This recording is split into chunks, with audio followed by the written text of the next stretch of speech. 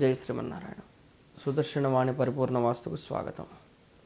భగవంతుని యొక్క ఫోటోలు గృహంలో ఎక్కడైనా ఉండవచ్చా అని ఆలోచిస్తే ఎక్కడ పడితే అక్కడ ఉండకూడదని చెప్పి మనకు శాస్త్రం చెప్తుంది. ఎందుకు అంటే దేవునికి అంటూ మనం ఒక రూమ్ పెట్టినప్పుడు అన్ని ఫోటోలు అక్కడనే ఉండాలి. ఆ విధంగా కాకుండా వంటగదిలో 2, పడక గదిలో 4, ఇంకో లివింగ్ రూమ్లో 1, గెస్ట్లు ఎవరైనా వస్తే దండం పెట్టుకుంటారు గెస్ట్ రూమ్లో 1, హాల్ అంతా ఒక 4 ఫోటోలు అట్లా ఉండకూడదు. ఎక్కడ ఫోటో పెడితే అక్కడ మనం అర్చన చేయాలి. ఎందుకు మనం దేవుని గదిలో ఫోటో పెట్టాము, దానికి రోజు నిత్యం ధూపం చూపిస్తున్నాము, మరి అదే ఫోటో తీసుకెళ్ళి బయట పెట్టాము, దానికి చూపించట్లేదు. ఎందుకు ఆ వైవిధ్యం ఎందుకు? అక్కడ ఉంటే రెండిటికి ఒకటే విధమైనటువంటి ఇది ఉండాలి, లేదంటే రెండిటికి ఒకటే విధమైనటువంటి ఆలోచన ఉండాలి. సేమ్ ఇదే వెంకటేశ్వర స్వామి ఫోటో దాంట్లో ఉంటేనేమో మనం పెడుతున్నాము పూజ, ధూపం చూపిస్తున్నాం. అదే ఫోటో హాల్లో పెడితే చూపించట్లేదు. ఏమంటే హాల్ అంటే దాన్ని సపరేటా, కిచెన్ అక్కడైతే సపరేటా దేవుని గది, అట్లా కాదు. అందులో ఏ ఫోటో అయినా కానీ దేవుని గదిలో ఉంటేనే దానికి బలం ఉంటుంది. దేవుని గది కాకుండా బయట ఉండే ఫోటోలంటికి బలం ఉండదు.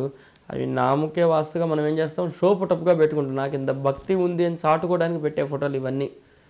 కొంతమంది అంటుంటారు మేము ఎక్కడికి వెళ్ళినా ఫోటోలు కొంటుంటామండి, ఇవన్నీ ఇదే ఫోటోలు అండి. హాల్లో బెడ్రూమ్ నిండగా చివరికి బెడ్రూమ్లో కూడా తీసుకెళ్తుంటాం.